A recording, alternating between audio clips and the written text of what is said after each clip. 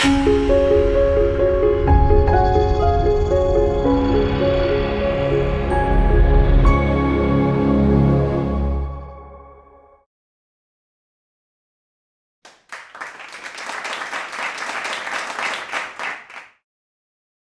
indeed, there has been a perception for quite some time, especially among not just the Westerners, among even the educated middle class Hindus, that Tantra is something very divine, something that is offbeat, something that is perhaps a kind of, not mainstream. Obviously, it is not mainstream in some senses, but it's not entirely away from the Hindu fold at all. So before we go into understanding how it is practiced today and things like that, we need to understand a bit of the history, that how it evolved in the first place. So uh, initially, perhaps around the maybe second or third century AD, or think around that time. So one of the, in fact, not one, there were two specific areas where uh, Tantra as a kind of a practice, which is different from the mainstream Vedic practice, evolved. One was in Kashmir, and the other, there was a parallel development in eastern India around the what is known as around the temple of Kamakhya. So these were the two places.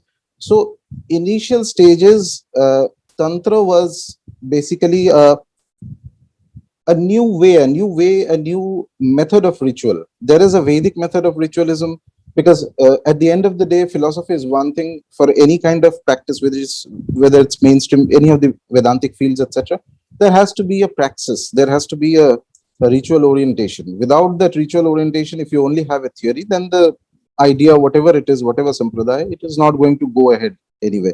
So Tantra was sort of a new idea of ritualism that came in from it developed to a great amount of peak in Kashmir, where it was focused more on Shiva as the main deity. That was the primary idea.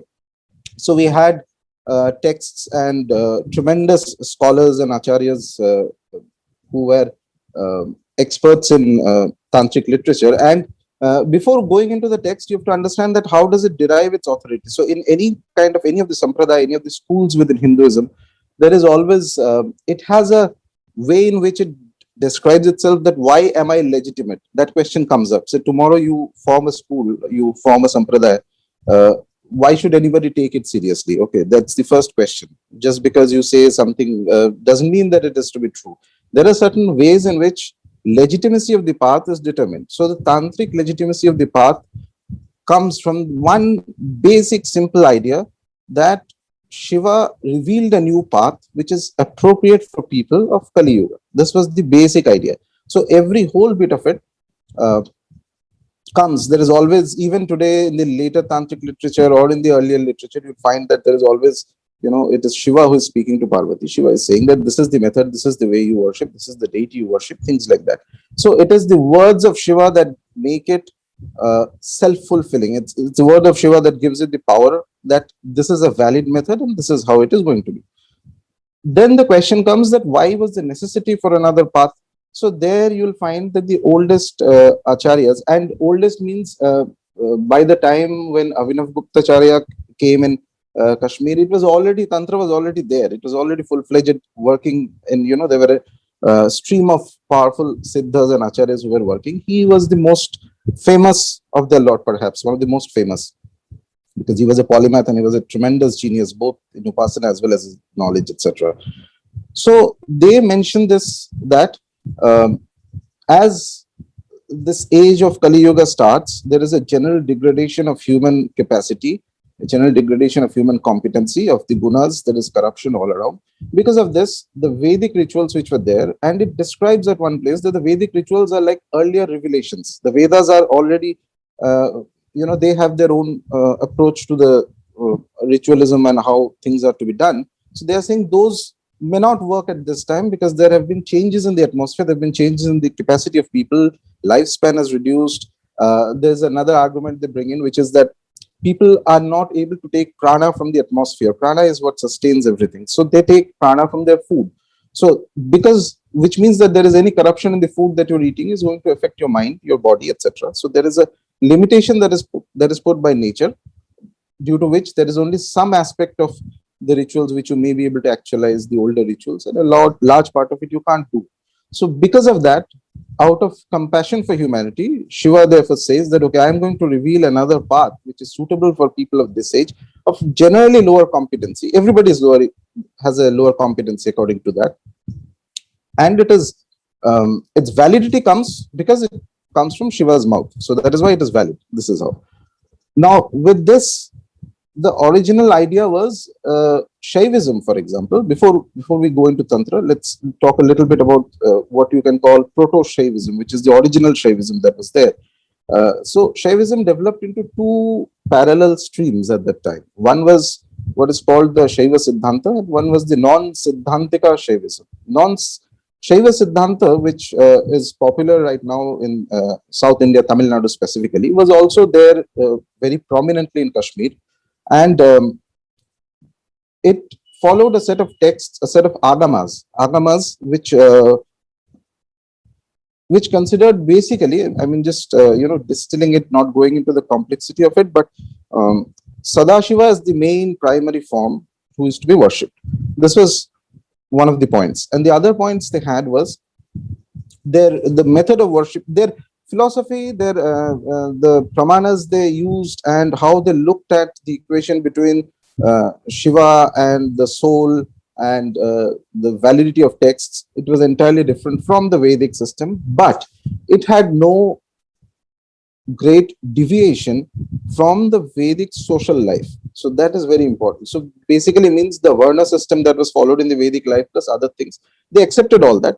Only thing is, they said that this Shaivism does not take its authority from the Vedas, it takes from the Agamas, which is the Shaiva Siddhanta Agamas that came. And there were many great scholars and acharyas who propounded this path. And they followed, and the difference was that this was the difference between lay Shaivism and this was that this is initiatorist Shaivism. So this is very important. Initiatory means to get into the system, one has to take an initiation or a diksha. Only then you are part of the system. Without the diksha, you cannot be a part of this system.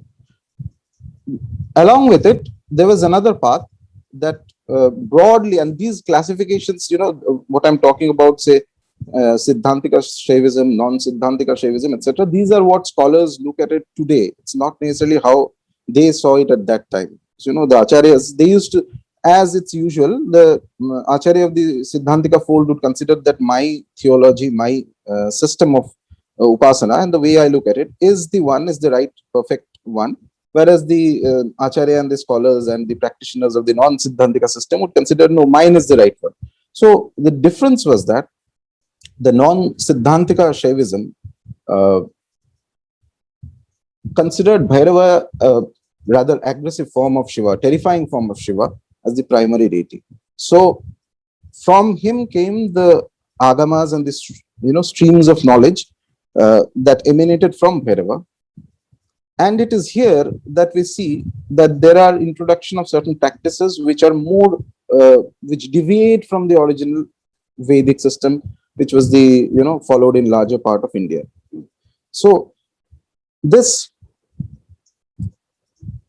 non-Siddhantika Shaivism, there are other classifications also. For example, I'm just mentioning this in case somebody is interested. So even in, there's the other classification that Shaivism also had two other paths, which is one was called the Ati Marga and one was called the Mantra Marga. Ati Marga was basically what evolved into Pashupats and all the other systems, etc. And Mantra Marga was, Ati Marga was only specific to sannyasis. So people who have left home, etc. and only in the pursuit of their spiritual progress, they would go into the Ati Marga Shaivism.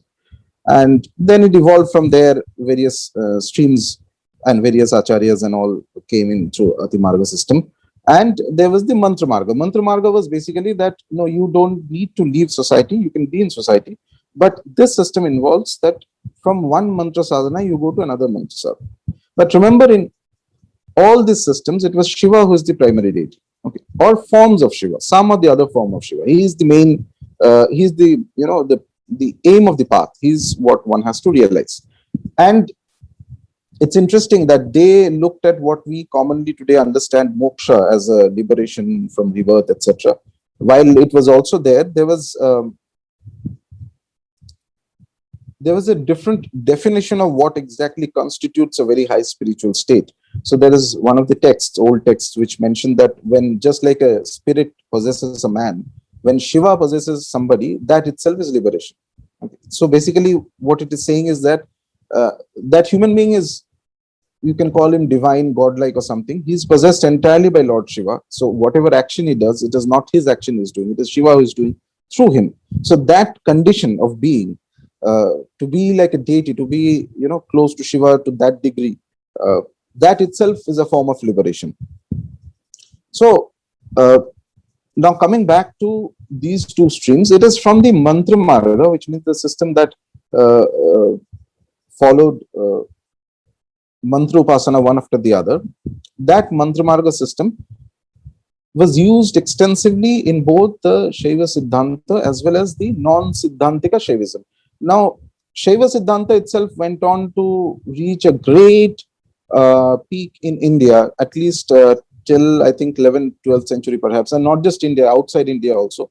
So at one point, their acharyas, their systems, their institutions were spread out across, not just in Kashmir, across India, whether it's Maharashtra, whether it's MP, whether it's Bengal. They used to produce some of the most powerful Rajgurus. So their acharyas used to become the official initiator of the kings and the various rulers in different parts of India.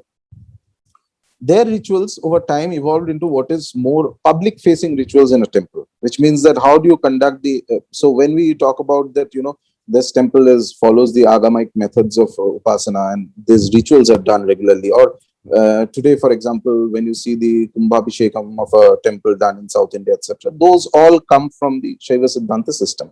So their focus was very strongly evolved over time into rituals that were more public facing, so which average people can go to the temple and see, and regular conducting of those rituals to keep the temples energized, the deities, the vigrahas, and all that.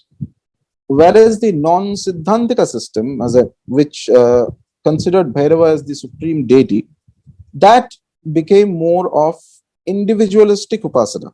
That was not so much concerned with the temple rituals. It did have temple rituals, but that became secondary. So here the system was more of that, how does one perform one's own, enhance one's own spiritual progress through this path. This system, in fact, one of the earliest forms of Shiva, Bhairava, who was worshipped in the non-Siddhantika system, was known as the Swachhanda Bhairava, the autonomous form of Bhairava. And from there, it evolved slowly into what we today more commonly known as Kala Bhairava and the other Ashta Bhairavas and other forms, etc. Now, this system, which was Bhairava centric, eventually, as years, centuries passed by, developed into what is known as the Shakta Tantra, worship of Shakti as the primary form of the deity. The initial conception was that Shakti is an emanation of Shiva. So there has to be. So eventually, what they did was this: the Shakta Tantra, the Shakti component of Shiva worship, was made exclusive, and it was considered as a higher and a more esoteric path than normal worship of Shiva. So this was one stream. By around, say, 9th, 10th century itself, worship of Shakti became prominent in the Tantric system, in the Shaiva Tantra, and therefore it sort of evolved from there from that space. It evolved today into what we have as the current scenario in Tantric Upasana, and what normally, as if you speak to a layman, he would say that Tantra means worship of some of the other forms of the goddess, etc. Though it is important to note that Tantra is a technique, basically a way of approaching a deity. Tantra was also there, Vaishnava Tantra was there, and other Tantras were also there.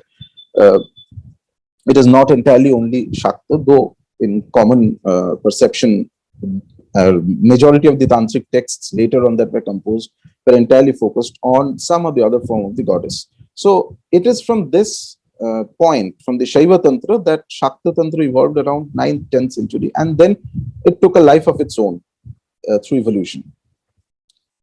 At the same time, there was, I mentioned that in Eastern India, there used to be another stream of development of tantric literature, tantric practices, which perhaps I mean there is some debate on this among scholars, but most likely it is from the temple around in and around the temple of Kamakhya that it started. So this was one stream of tantra.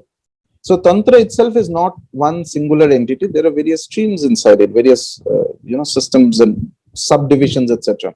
So this was what today is known as Kola Tantra. The word Kola and the systems of Kola Tantra. It is here these methods, when they became more popular in the 19th century, and these texts and these systems came out in public, that is what created the perception among people, those who have not studied it properly, that perhaps tantra is a divine path and things like that. And it is in these systems, in the Kola system, plus as well as the the Shakta Tantra that developed even from the non-Siddhantika system, that it deviated strongly in some places from the Vedic method of Upasana. So there was the introduction of what is known as the most controversial thing known as the Panchamakara, the 5 M's that are used in Tantric Upasana. So the basic idea was that the Tantric systems, their conception of ritual purity, their conception of what is acceptable in Upasana, what is not acceptable in Upasana is entirely different. Now, before we go into this Panchamakara, it is important that we understand one of the key aspects of Tantra is initiation. Without initiation, one cannot, not even today, not then, not in the initial conception, neither is it today possible, that you cannot practice Tantric Upasana without initiation. Specifically, when we are talking about Shakta Tantra, which is what the general perception of Tantra is, that worship of the Divine Mother. Initiation is absolutely mandatory. Initiation gives you the right. The adhikara comes through initiation. So, this is a clear deviation, for example, from the Vedic system where the practice of the Vedas comes through an adhikara by birth, first level of adhikara, which is that you have to be born in the certain varna, the specific varna, only then you may be able to do Veda Adhyayana. After that, you need to have the Upanayanam, this, and then you can, if you practice sufficiently, you may be able to do the Vedic rituals, Karma Kanda, etc. In the Tantric system, the adhikara, the system of deciding that who has the right to practice this method of worship, is not based on birth, it is based on initiation. Whoever has that initiation, Tantric initiation that is given, that individual accordingly will have the right to certain degree of rituals. And initiations are not just one, there is a series of initiations in Tantra. It starts off with one, after some time you practice, then the guru decides that whether you can do, whether you get the next level of initiation. After that, you are given some more practices, higher level of practices. So like this is how the system was. And not just was, it's even today it's practiced in that sense. So without that initiation, Tantra there's no basis for, it's not about, there are many people who you may find that suddenly they pick up a book and some mantra they pick up from there and then starting. That's not how it is to be done formally, if one is interested. And the second aspect is that Tantra has a classification of the all the various practices, the various mantras, etc. that are given. There's a basic classification of that which is done, which is that, for example, Shiva is considered to have 5 faces. So from each of these 5 faces together, there are 7 crore mantras that have come out of these. 7 crore mantras. These are the only mantras which can be practiced in this Kali Yuga. But which mantra can be done when? It is based on, again, there are further classifications, which means there are certain mantras which are considered that they have come from Shiva's upper face, which is the Urdhva Amnaya. These are Amnayas. These are 4 directions. 5 faces are there, 4 horizontal faces and 1 vertically upwards. So each of them are faces that also transmit a certain mantra. When transmitting a mantra, it is like transmitting a vidya. Along with the mantra, there is a knowledge system that is passing through that. Okay. So these were called the directional transmission systems. The term they used was Amnayas. Even today we use this term. So depending on what kind of initiation an individual has, and where he's, what level he has reached, etc. So accordingly, the guru and the sampradaya to which he is linked will decide which kind of mantra he can do. So the deity may be one, for example, in Tantra, but each of the amnas will have different mantras of the deity. So there may be, a single deity may have, say, 8 different mantras, 10 different mantras, and each of the mantras, by changing the mantras a little bit, the formation, the kind of energy of the deity that you're trying to tap into is also slightly different. So, which means a mantra that comes from the upper face of Shiva should not ideally be chanted for somebody who has just entered into the tantric path. So these kind of various rules, etc., are there. Now, practically, uh, with time, as Tantra evolved, in practice, it went into two broad schools of Tantra, which is prevalent today. One is in South, you'll have not just South, but centered around South, let's say. We have the Sri Kula, and in North and especially Eastern India, you have what is called the Kali Kula. Kali Kula is basically, Kali is the primary deity. When you say Kali Kula, it's not, or Sri Kula, it's not just one deity. It's Kali is the primary, and there will be auxiliary other forms which have to be worshipped in the path as governed by the system, basically. So, in both of the systems, there is, as I mentioned, there is the system of initiation. Both of them will have it. So anybody who wants to practice Tantra has to go through a process of initiation, and after initiation, the guru or the tradition will give him certain practices. Now, what exactly do these practices constitute for? First, at the basic level, you'll have what is known as the simple practice of the mantra sadhana, which is guru will give you a certain mantra and you have to keep practicing that. And there are certain counts, let us put it this way, there are certain injunctions for each sadhana that the guru will tell you. Say you're doing a specific mantra, and that mantra has to be chanted x lakh number of times within this period of time, etc. So you keep doing that. You do it as many times as the guru tells you, and by virtue of those practice, it causes certain changes in your consciousness. Once that change happens, then the guru may decide that, okay, let's go to the next stage of sadhana, okay, and they may give you some other practice. Now, here another important concept has to be understood, that Tantra also believes there is a certain system of acharas or modes of conduct that is important for the upasaka. So this is the progression, basically. At least in some of the tantric texts, it mentions as a progression, which means first it says that the lowest of the acharyas is the Vedacharya, which what it means basically is that the general uninitiated person who is within the Hindu fold, for example, doing his whatever Sandhya Upasana and other things that he is doing. So he is practicing that thing, and that also is causing some changes in him. Beyond that, he goes into what is Vaishnavachara, Shaivachara, and all these other systems. So these are also initiatory systems. Beyond that, it comes to proper Tantra starts, what is called as the Dakshinachara. Dakshinachara system is where you have the Tantric system starts from there. Certain rules of mantra sadhana, where important aspect, the most fundamental aspect of Tantric Upasana is the mantra sadhana. Revolving around it, there will be auxiliary things. For example, after the mantra upasana is finished, one has to do homas, one may have to do tarpana, one may have to do marjana, one may have to do abhishekam, one may have to do feed people. All these are part of the mantra upasana. Feeding is also important. And there are, guidelines mentioned that specifics are very important in Tantra. For example, if a Tantric Upasana says that you have to do a mantra 1,000 times, so you have to do it 1,000. If you do one less, 999, it won't work. If you do one more, it won't work. So it's like that. Everything is very clearly defined and specific. So this progression of acharyas is important because the idea was that as the mantra sadhana works inside an upasaka, it causes certain changes in his mind, in his consciousness, and that change reflects in the way he looks at society, he looks at things around him.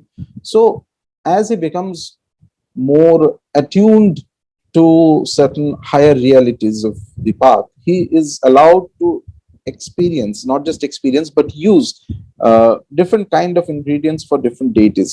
Here, the important aspect is after Dakshinachara, what comes in some texts, what is known as the Vamachara. Vamachara is where you have things like alcohol, meat, fish, etc. is offered to the deities. Not all deities, some deities. And it is important to understand that this is not done in the sense of, consumption. No.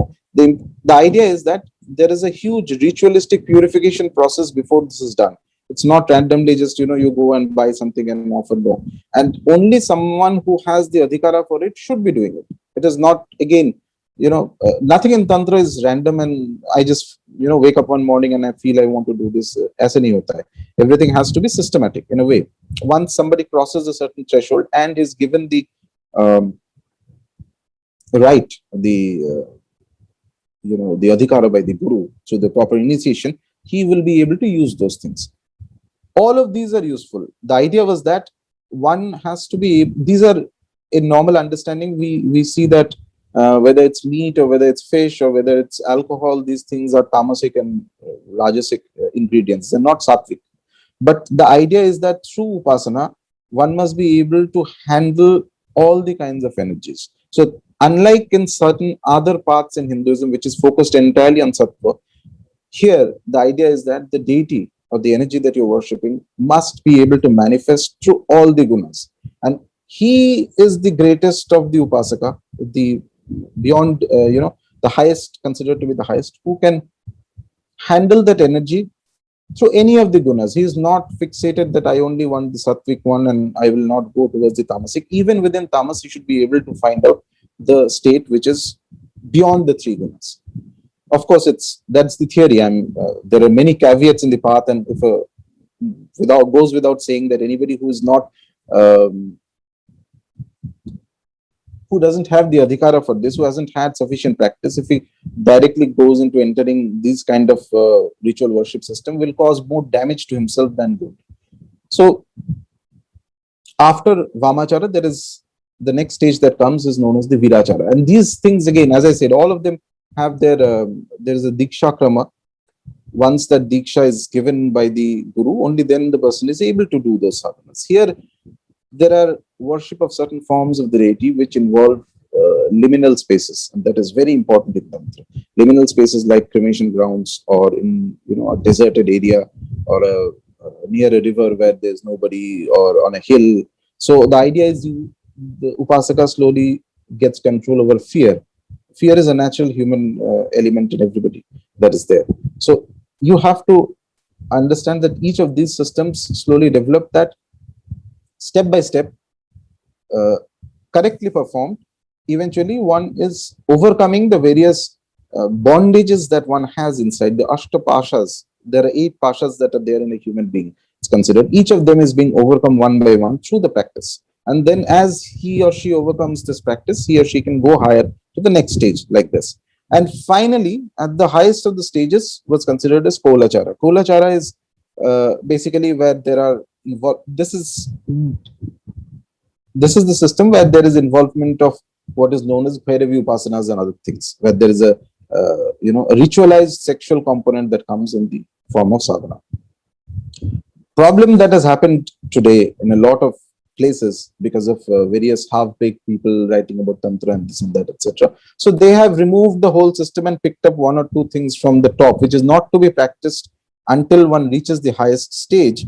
And then they have created their, that we are doing Tantra and this and that. This is absolute, complete nonsense. This is not how it is to be done at all. In fact, the texts tell you, in fact, the Kularnava Tantra has a very beautiful passage where Shiva is saying that Kolachara is the highest of the Tantric acharas. But for somebody who's unfit, if he jumps into it, so if he goes directly into these kind of heterodox practices without creating a sufficient base, he will not only fall, the Vidya will not only leave him, but he will be left in a worse condition than he has started. So basically, before even entering the path, whatever his spiritual condition was, he will enter into a much lower condition. If he does not have the adhikara and he just starts copying things from here and there. So that And this Adhikara Tantra further mentions may not come in one lifetime. So this whole path is not to be traversed in one lifetime alone. It's very much possible that somebody may spend, the whole life practicing one of the acharyas of Tantra, one of the systems of tantric practice, and his consciousness evolves to a certain stage. In next life, he goes into nature creates the system for him. Nature creates the opportunity for him so that he can practice the other higher stages of sadhana. Now, another important point to be mentioned is and here there is a difference in the Sri Kula and the Kali Kula. Sri Kula is basically revolves around Lalita Tripur Sundari and various forms, associated forms of the deity.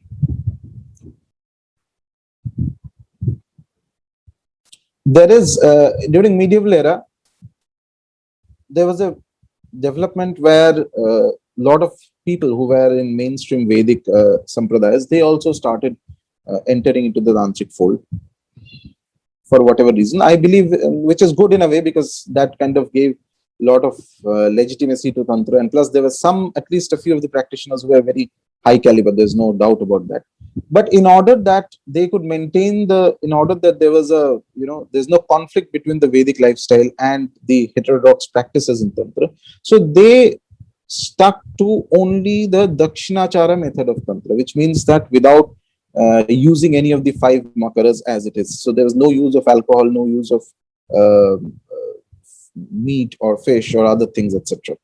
Their practice evolved entirely around what you may call the straight path of tantra, which had no conflict with the normal societal ways. So that gave an opportunity. A lot of people who are, say, vegetarians, they would enter into the path, or maybe there were a lot of,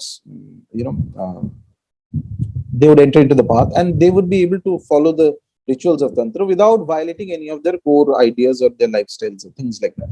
So that over time evolved into a fixed system in itself within the larger, whole of tantra, which is called the Dakshinamargi Dakshinachara Tantra, where instead of these five, but remember, the interesting thing is, though there was no use of this panchamakara in them, there was no use of meat, there was no use of alcohol, these things, they did use something known as the anukalpa. So they cannot cancel these things. They cannot say that, oh, we don't want any of these five things to be used at all, because the Shastras are very clear. Shiva is mentioning this in the Tantras, that these things are necessary at a certain stage of worship of certain forms of the deity.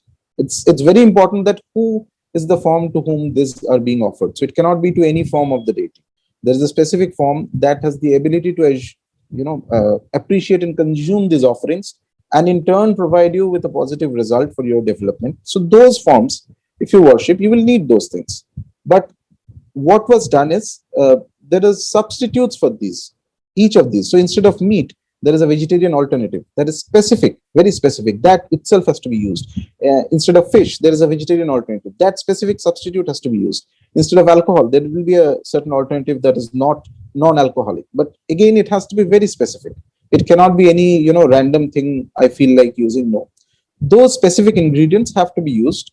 The mantras remain the same. There is and these, by the way, if you see an actual tantric upasana, very few people, most average people have hardly ever seen a proper tantric sadhana, to be honest. Even before the actual sadhana starts, at least an hour or maybe 1.5 to 2 hours goes in the purification of the rituals, purification of the ingredients, purification of the body, purification of the asana that you're sitting. So binding the direction so that there are no interfering energies from anywhere, etc. So all these things, that is just the preparation even before the actual sadhana starts. So all these systems, these mantras, this etc., which was used in the the methods in those tantric schools which did not use an anukalpa or a substitute. Anukalpa is a substitute, which means that they directly used meat when meat has to be offered. They used fish when fish has to be offered. They used alcohol, and alcohol has to be offered.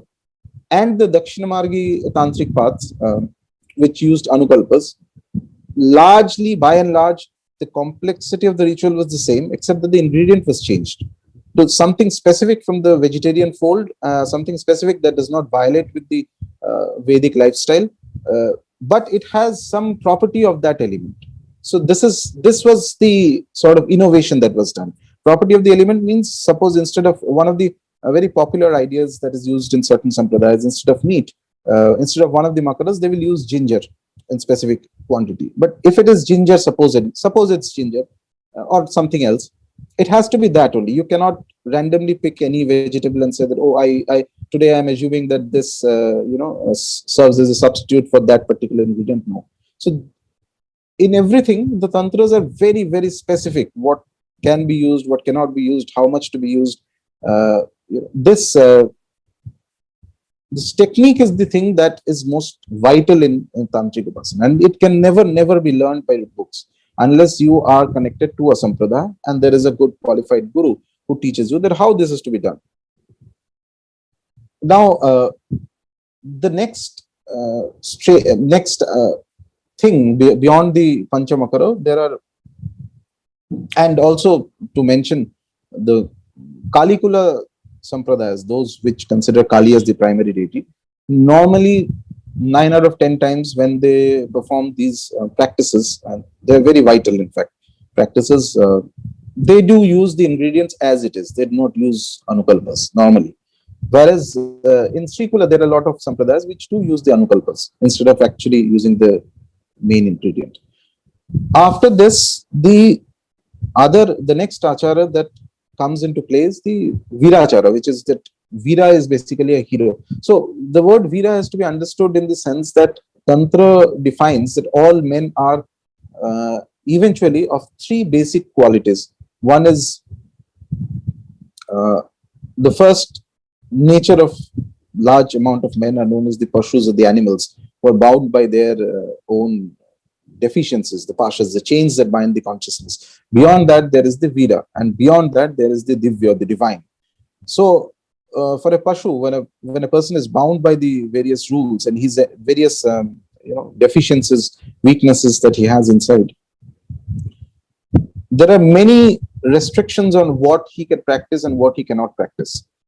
Whereas when a person enters into the stage of the Vira, then that practices that are heterodox, that is where the various heterodox ideas come into his practice, so that it prepares him for the next stage. Whereas someone who has reached the stage of the Divya, the divine, for him there are actually basically sort of very little rules or no rules. Whatever he feels, he thinks, he wants to do, is allowed to do, because he has already reached a stage where he's sort of in communion with the deity. Large section, 90% of the tantric literature is aimed at how the practice has to be done for the second stage, for the people of the second category, which is the Viras. Now, Virachara is a practice which is very much prominent in the Kalikula, more so than in the Srikula. In Virachara, one of the important aspects is where the upasana happens in cremation grounds. This again has various rules and regulations, of course, and the guru himself will tell you, or the guru himself teaches the aspirant that what needs to be done. But this is where the use of elements, for example, not just the cremation ground. In fact, there is a specific stage in the sadhana where some schools, they may even keep a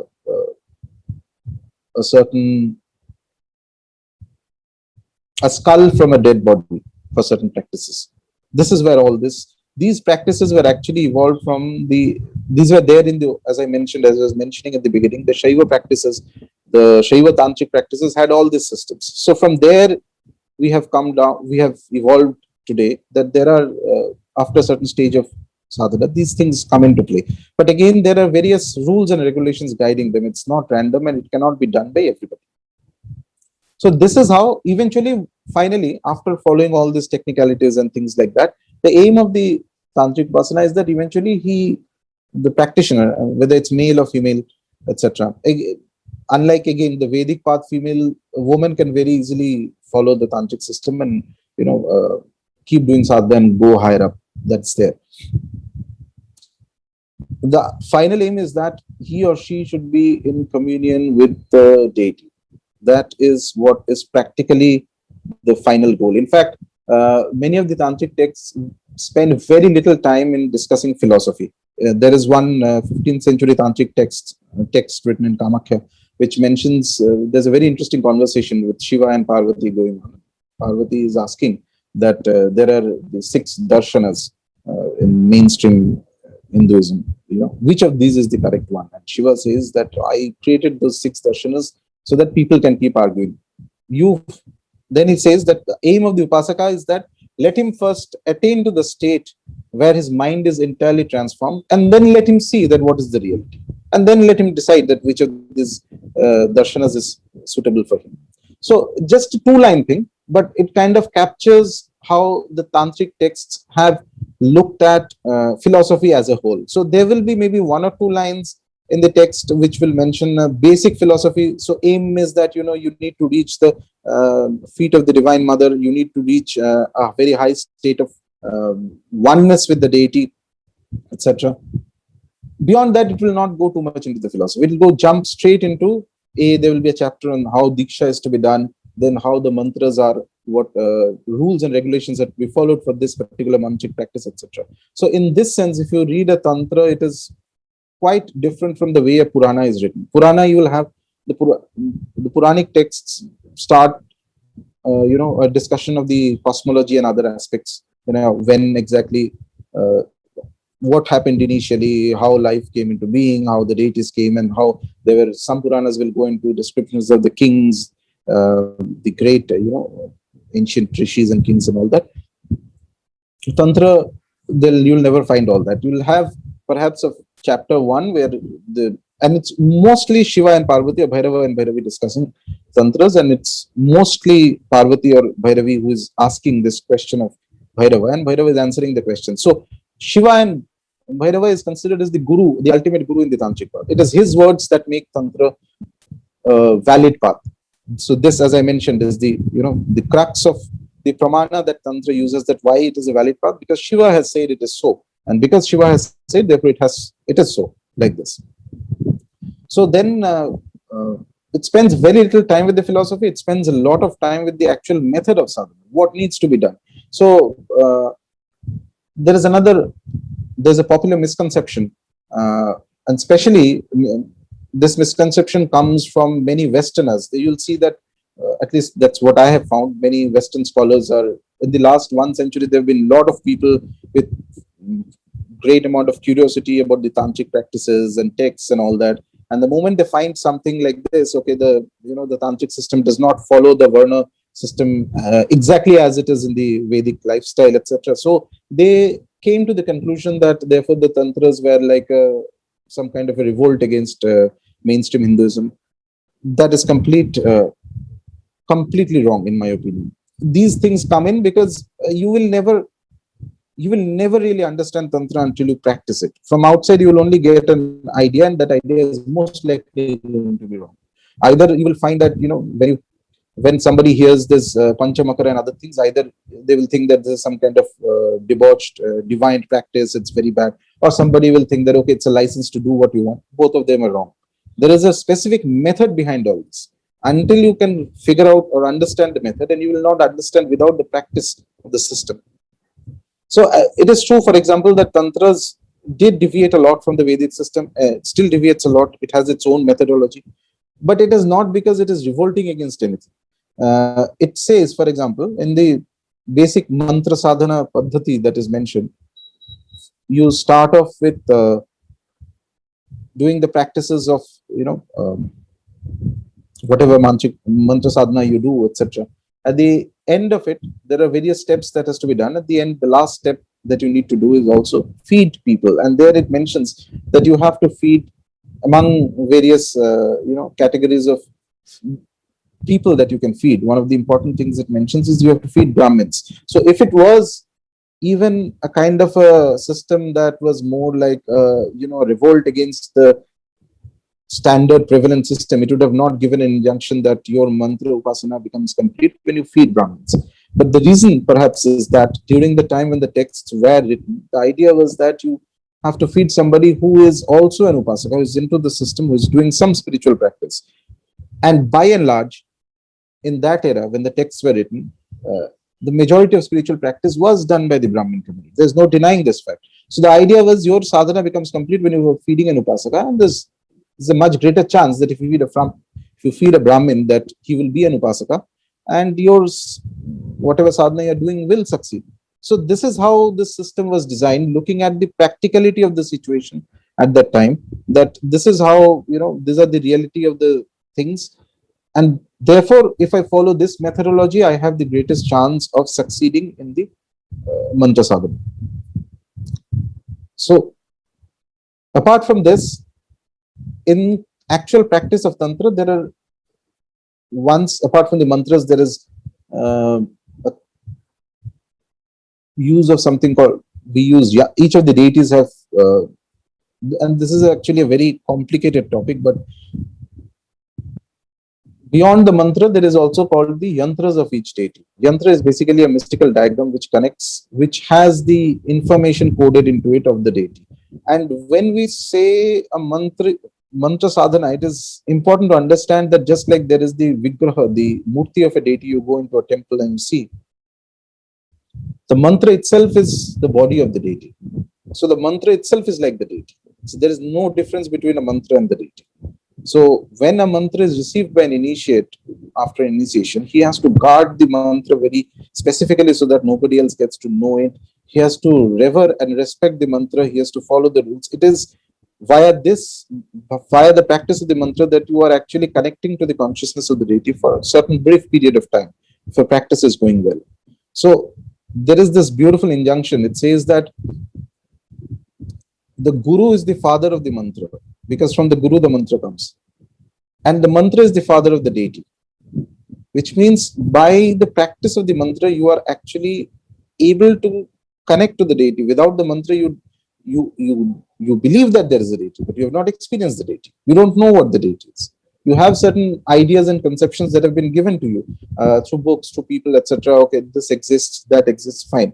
But only when you are entering into the deeper states of mantra sadhana, that you will know that, okay, there is indeed a deity. And each deity, and not just one deity, each deity will have different forms. Each of these forms have a specific connection to a specific mantra.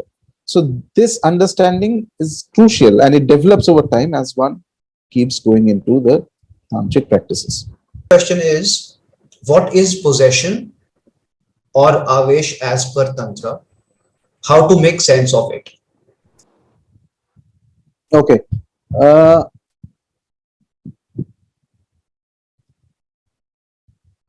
Possession by itself, when we talk of possession, we need to first get away from the Western perspective of possession completely. So Western, or let's put it, the Christian perspective of possession is that it is a very bad thing. You get possessed by spirits, ghosts, this, that, and therefore it's a very negative kind of state. Then you need to get out of that possession of things like that. This is the basic Western idea, and which has been reinstated over and over through films and books and this and that popular conception. The tantric systems do not look at possession that way. Possession means basically at any given point, say very simply speaking, today you, maybe 10-15 years ago, we did not have the internet.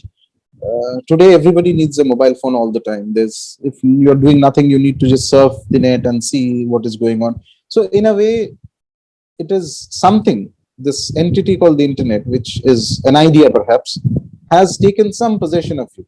So it is guiding your life in some way or the other, whether you like it or not. Without the internet, you will not survive.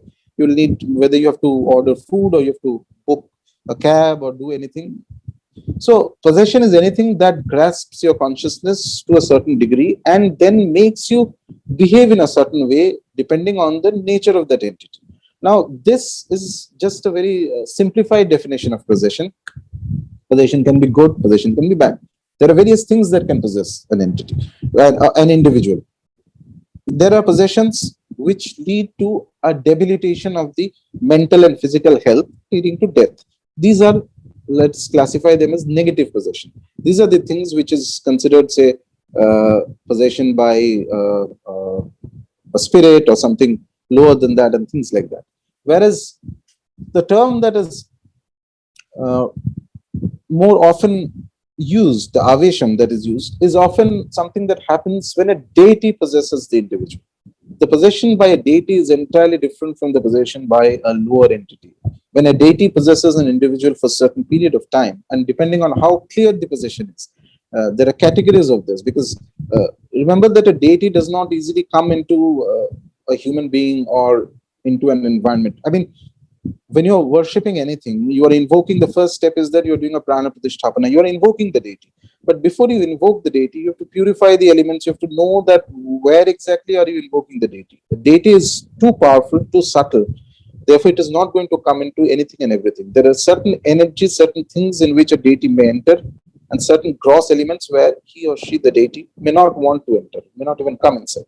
To invoke a deity inside, either by will or by an accident, yes, sometimes avesham can happen even by accident. There has to be a certain degree of purity inside the individual. For the period of time the avesham happens for that individual of a deity, of a higher power, he or she may start manifesting certain abilities which are not ordinarily human manifestations. There may be sudden increase in the intuitive capacity of the individual. He may be able to say or see things which may seem remarkable. Plus, there will also be, in cases that I have seen, there may also be instances where um, that individual may get cured himself or cure somebody else of a disease that they have. I mean, these are things which, if you watch them actually happening, you will have. These are not question of argument. I'm not talking that whether it happens or not. That it happens is a fact, just like gravity is a fact. You have to see that, and you will see for yourself. फिर कैसे ये चीज हो रहा है? Why is it happening this way? Why is it happening that way? What is the theory behind it?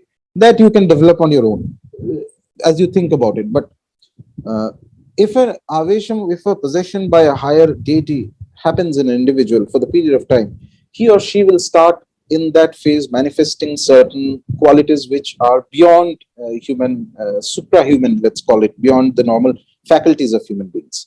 And in fact, in a way, the whole of sadhana that you do of a deity, of the, say you are doing worshipping a goddess, your aim is that eventually you reach a stage of the sadhana, your purity comes to that stage that as and when you need, the deity actually connects to your mind connects to the deity. There's a certain degree of possession of the deity that happens in your mind, and the deity governs your actions and tells you what needs to be done, what needs to not did not be done.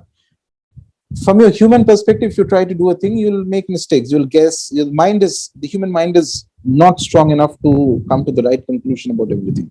I mean, we use logic, which is very wonderful tool and very important tool, but there is a field of the mind that is beyond logic. So the deity can bring in that field, and during the time when the possession with the avesham happens, that individual may manifest certain extraordinary abilities and powers at a very higher state, even higher than that, what we technically or ordinarily call the Mahasiddhas. They may be in a state where they are having the avation of the deity. It's not even an avation. The deity is inside them 24/7, all the time. In that case, that is that individual. Suppose you were to meet an individual like that, which is very unlikely, but I'm just saying, suppose somebody is lucky enough, you have some punya from past life that you meet an individual of that caliber, then you are basically interacting with the deity. So there's no human being there, it's just the body, but the consciousness is entirely of the deity. And you will see tremendous things around such individuals. It's unbelievable. It's like all your basic conceptions of life will take a 180-degree turn if you were ever by chance, and chance only because it requires great amount of luck to even come across an individual like that. It's not easy. It's not based on how much sadhana you have done. So something has to come from your past life. Only then, if you meet an individual like that, your conceptions, your ideas, your formulas that you have set in your mind, all will get smashed. So, avesham or possession is not at all a bad thing in the Indian. Let's not use the word possession because it carries a baggage from the, that possession, ho gaya, it's very bad and all that spirits. Not like that. As I mentioned, there is an old text which says that liberation is when Shiva possesses an individual, just like a ghost can possess an individual. When Shiva himself enters into an individual and decides that I am going to stay in the man's or woman's consciousness all the time, that is liberation. You have all the powers of Shiva. You're free. Power though is only comes as a secondary aspect of it. The primary aspect is there is a sense of freedom that you simply cannot experience as a human being. Humans at every stage try certain things. For example, you have a plan that I want to do this. So you make an effort for that. There's a plan, there's an action, and then there is failure. Failure will lead to frustration. When a deity enters and does a thing from an individual, the chances of failure, the chances of obstruction to that action is minimal. So that is how possession is to be looked at in the tantric perspective, or even Indic perspective. Let's put it this way. Thank you, Rajarshi ji, for this wonderful, wonderful explanation. I go to the next question now. The Yeah. next question is also by a student from Indus University, and they are asking, what is black magic and how is it associated with Tantra? So black magic is again basic. So there is in Tantra, there is something known as the Abhichara Kriyas. Abhichara means is what you call black magic. Abhichara means basically application of uh, rituals to cause certain negative effects. So there are six basic kinds of kriyas that can be done in Tantra. One is that there is Shanti Karma, you can create peace in an environment. Okay, then there is Vidveshana, you can create disturbance. Suppose there are two people and you want to create a fight between them, you can, not just 200 people, it can be done. Then there is Uchatana. Uchatana, if you do on somebody, say someone staying in a particular place for 10 years, if an Uchatan Prayog is done, he'll just get up and run. I mean, I remember this very interesting incident. Me and a friend of mine, we had gone to Kashi. This was perhaps 2006 or something like that. Please hold the mic up. Yeah, can you hear it? Yeah, yeah. Okay.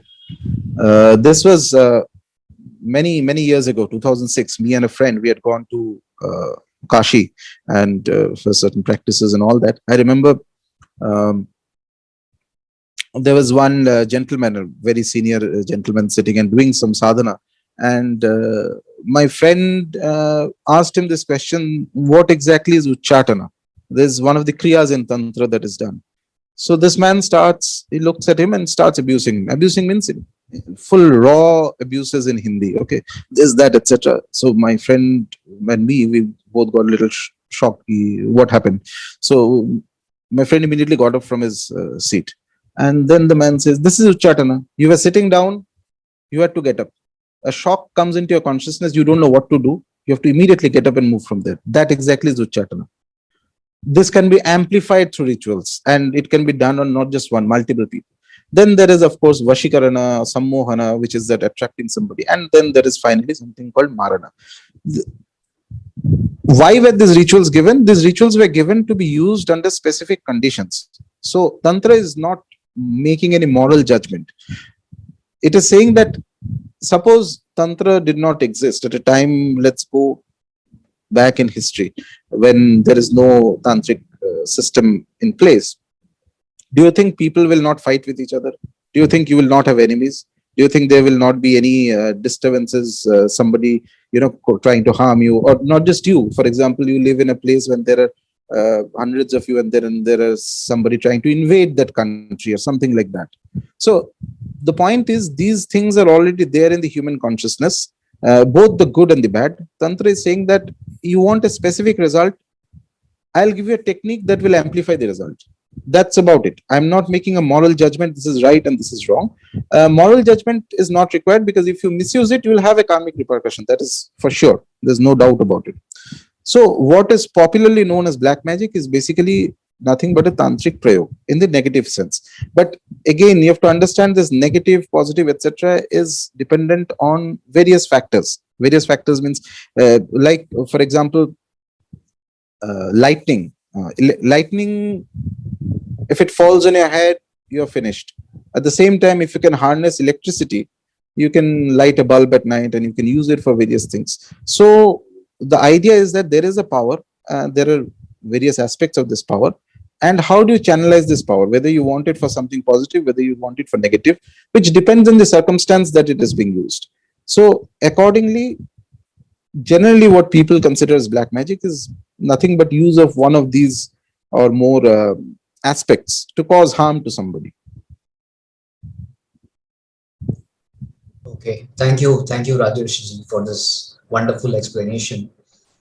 Now I go to the questions from the audience, the general public. That is, there are so many people who are watching us live. Uh, Okay. One question is from Nikhil Thakur. Hmm. He's asking a little about Shabar mantras. There are some Shabar mantras which can be practiced without a guru, he's asking. And then he has written some mantra also here, which I am not properly able to Okay. Hmm. pronounce the mantras. He's saying, is it such a Shabar mantra allowed to be practiced by the guru less? I mean, without the guru, that's what he's asking. So, Shabar is a system of mantra sadhana that came in at least by the time of the Nath yogis, which is specifically Matsyendranath and Gorakshanath. They started the main. There is no so unlike formal what you call the formal tantric systems, Shabar systems are use mantras that are non-Sanskrit. So it could be in Hindi, it could be in. I've seen mantras in Bengali, I've seen in Hindi and other languages. Do they work? Yeah, they work very well. There's no doubt about that, the efficacy of Shavar mantras. But what I have seen is that for a Shavar mantra to work, you cannot pick it up from a book and just start doing. It will not give you the results. They work very fast. They work very fast, provided you get it from somebody who has already activated that mantra. That is the key to the whole Sabar mantra. So therefore, majority of the Sabar mantras, in fact, which are, and there are millions and millions of them, uh, quite often they will have some or the other phrase in between. Not all, but at least say 70% of them will have a phrase in between that that Meri Bhakti Guru ki Shakti aise karke, something like that in Hindi. See, your faith, the belief in this, the way this Sabar thing works is that you must have absolute faith on at least somebody, maybe who is giving you the mantra, something that this individual is giving me. He is a terrific, maybe your guru or maybe something like that, etc. Somebody who is higher than you, who has activated it. So because it is coming from his work, his mouth, therefore it is already authorized and it is going to work. It requires exceptional amount of faith. It works very fast. It works faster than Sanskrit mantras, Sabar mantra. But only catch is that it you have to get it from somebody who has activated that specific mantra. Otherwise, if you just randomly pick up and start doing, if your concentration level is very good, you may get about say 10 to 20% of the intended result, not more than that. That's what I've seen till now. The second question is from Raghav. How to find a guru in today's world who can initiate an individual into Tantra? This is the most difficult to answer, to be honest, because there are all sorts of gurus today, and to be very honest, for every one genuine individual, there are 4 or 5 who are different degrees of either half lunatics or half frauds. And I've seen various things anyway. So the simplest, in my opinion, before either if you're clear, for example, if you want Dakshinachara tantric systems and all that, you are interested to practice tantra, but you don't have a you're not inclined to go into Vamachara and all that. So there are some traditional tantric sampradayas in South. You might want to go and talk to them and ask them that I am interested. Point is that spend at least, don't jump into a guru right on day one. We have various people read spiritual books and have this very high very romantic idea that there is one great guru who is coming from the Himalayas or something like that, and he'll just initiate you and sab ho jayega. Aisa nahi hota hai ekdam. You have to work hard to get a guru also. So go ahead, never lose your common sense. Meet people, meet sampradayas, find out where are the tantric sampradayas. There are a lot of them, whether it's Kashi, whether it's Bengal, whether it's with the Sabar sampradayas are there in North India, a lot of them. There are tantric sampradayas in South India, whether it's Srikula you like, whether it's Kalikula you like. You go, you meet, you talk to the individuals, but don't be in a hurry to take an initiation. Meanwhile, start doing some practice which can be done without initiation. And this is important here. While many of the mantras are not to be done without initiation, there are some practices which can be done, especially related to stotras or, that relate to the names of the deity. So here is the thing, names of a deity, for the Namavalis or the Ashtrattara Namas and all that, or the Shastra Namas of a deity, are open to anybody for doing. But basic thing you have to check is whether the deity gels with you. So somebody who's extremely soft natured, if you give him or her a mantra or a namavali of a deity who is extremely aggressive, say Namavali of Rakta Chamunda or something like that, it's going to completely cause disturbance in that system. So you have to understand what is your nature, what is that you like. Start with a Namavali and spend time in sadhana. If you do 5 minutes, 10 minutes of sadhana, and then you believe that you will be able to progress spiritually, then you're living in a fool's paradise. You have to spend 24 hours a day. At least an hour has to be given for. Don't do 10 different things. Do one thing, but choose it wisely and believe in it. Spend it at least a year or so. Meanwhile, keep meeting gurus, meeting sampradayas. And I believe if these two things are done, you will eventually find somebody who will at least guide you to some degree. And it's important that to mention here that Tantra does not always specify that you have to have one guru. In fact, one of the Tantric texts even mentioned that it is very much, and not just mentions, this is evidenced from the history of great Tantric practitioners. There have been many people who have had multiple gurus. It's not a problematic thing. As your consciousness develops, as your stage develops, depending on your purva punya and other, suppose from one guru you may learn a few things, then you reach a higher stage. Suppose you are a very excellent practitioner, you might find another guru to teach you one more vidya. So things like that. And there may be people who may have just one guru also.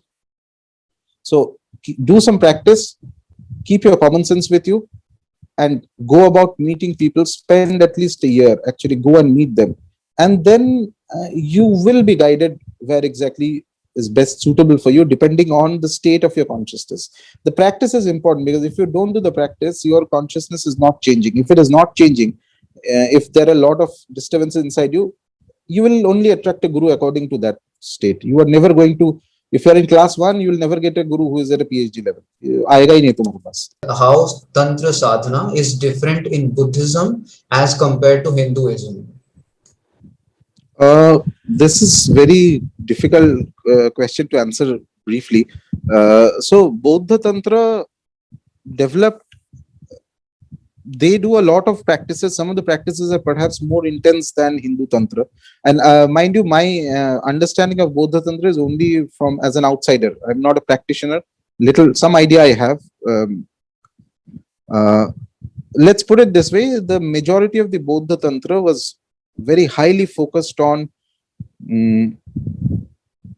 what we call the Vamachara practices. That was taken to Vamachara and Kolachara was taken to a very high degree, and they did attain an exceptional amount of proficiency in certain esoteric aspects of Tantra.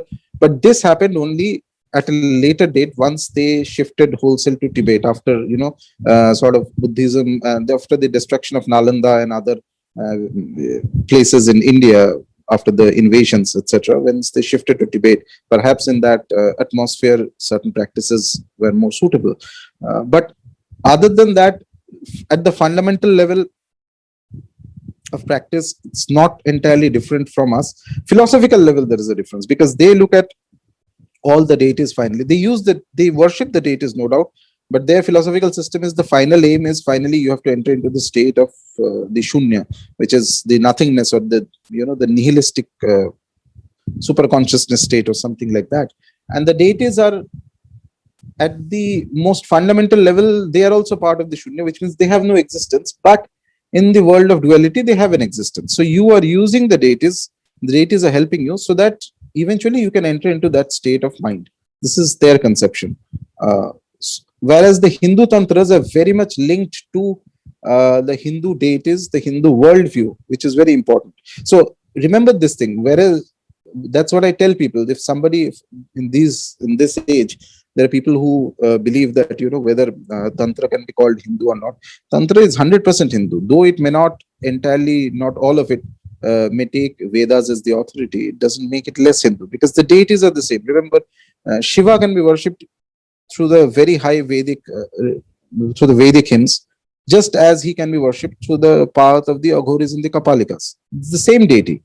The path is different.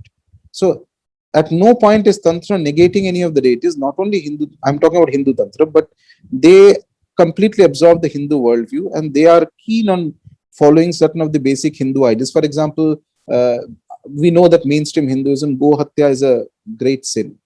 Tantra has also mentioned exactly the same thing. There's no difference in there. That Go Hatya is one of the. I was just reading Rudra Yamala Tantra a few days ago. is as great a sin as murdering somebody. It mentions that. So these certain basic ideas that have completely, the broad outlook is entirely Hindu. It changes the rules for sadhana.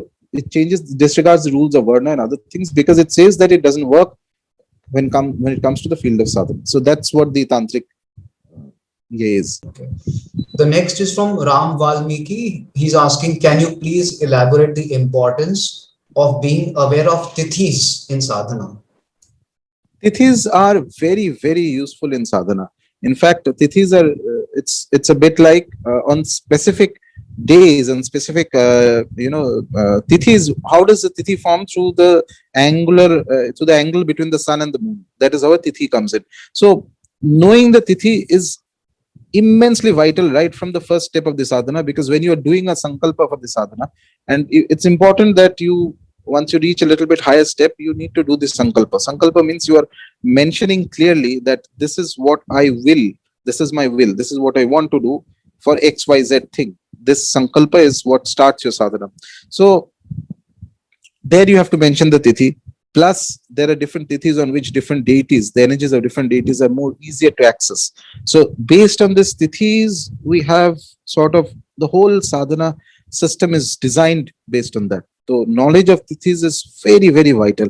And even not only that, there are certain at the higher levels of tantric sadhana which comes in, which is known as the prayoga. Prayoga is application of the vidya that you learn. Tithi becomes even more important because there are certain calculations through which there's a system known as where exactly Shiva, Lord Shiva is at a given date, at a given time specifically. This, there is a specific calculation for this, small, easy one, not too difficult. And this requires a knowledge of knowing what Tithi is. So if Shiva is in the cremation ground, many rituals which relate to peace, harmony, etc. cannot be done. Though you may be able to do a ritual to cure somebody of a disease.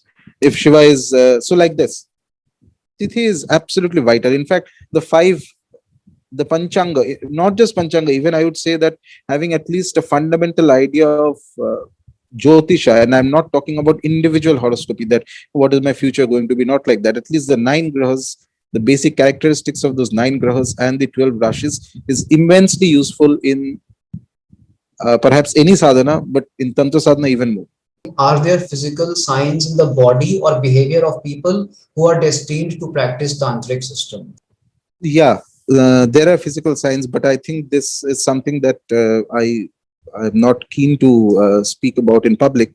But these should be learned from a guru. There are specific signs in the body for both men and women that can tell you, somebody who's an expert, if he knows to read those signs, can tell you that who is capable, who is fit for this.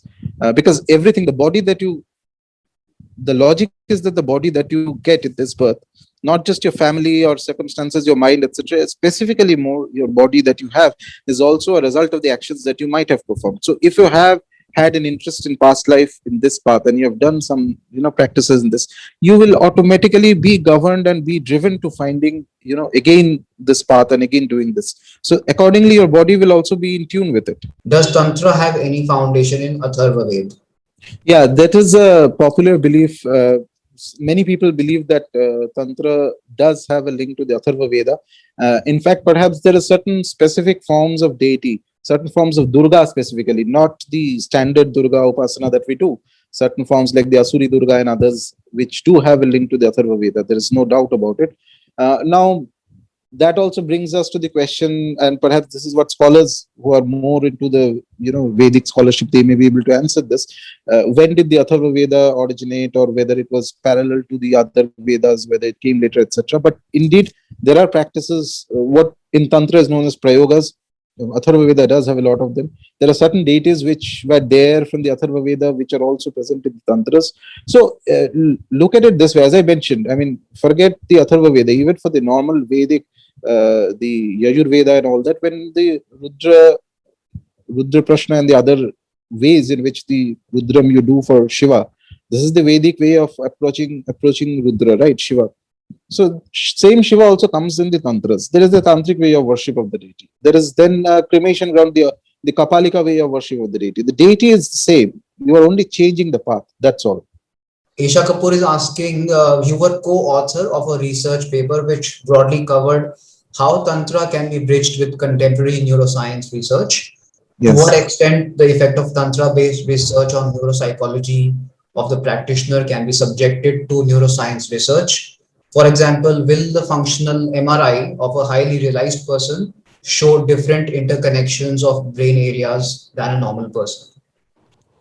Uh, there is, all I can say is that there is, that research paper was still at the very introductory level, and even to get that published, specifically the I was a co-author, the main author. We had to go through a lot of bouts of working over it, etc. As usual, there is a certain degree of resistance to accepting of certain ideas still. Uh, I believe that there is a lot of scope for this, provided, but there is one paucity in this whole problem. One, major, what do you call it, major deficiency in this research, though there is a huge amount of scope. The deficiency is that the people who are actually really high up, and nature has been very kind. I've met a few of those people.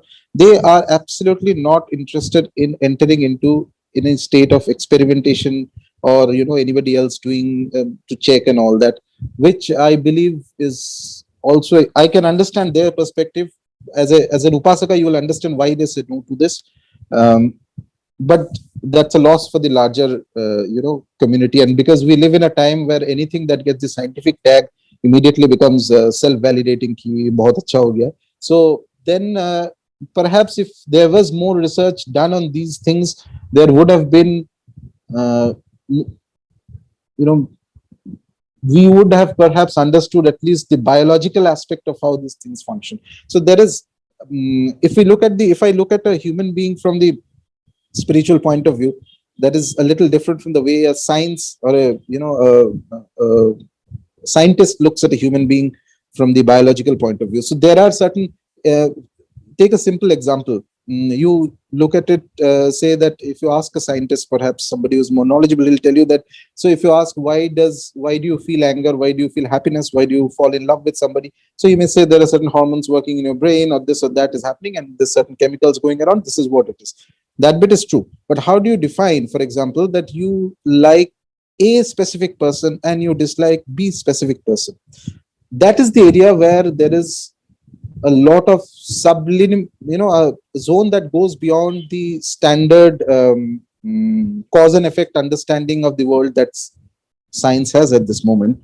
And science does wonderful in its own domain, but a human being is more complicated than that. So I believe that definitely there is a huge scope of research. Whether it will happen or not, I don't know. There have been some researches done using certain Buddhist monks of, they have attained to certain, they have demonstrated certain abilities under test conditions. There were papers and all that published. But in India, the difficulty, as I said, is people who are capable, they don't even want to expose themselves to the ordinary people. What to speak of going to actually a group of scientists and demonstrating that? So that forms a kind of barrier for these things. But let's hope for the best going ahead. Or if somebody who's very well versed in science, I mean, in this paper, my perspective was from the spiritual side of things. So who's well versed in science, who can design an effective experiment to find out that what changes, biological and otherwise, or what that can be recorded in a human body, that happen when certain states are experienced, or certain things are demonstrated, or certain such aspects. Perhaps we may have a scope for at least opening up the field to acknowledge that there is something beyond what we understand of the material world. Because in any case, human beings are material on one plane, but we are not entirely material. There is emotions, there's feelings, there's that, there's culture. That is how we have art, culture, and all these things. I mean, this is common sense. We all know that history of civilization is, science is a part of it, very important, but it's not the entire part of it, etc. To have an understanding of that, using from the material perspective, is useful up to a point. From the upasaka's point of view, it is not useful, but perhaps from the scientist's point of view, it may open up avenues. So that's all I can say at the moment.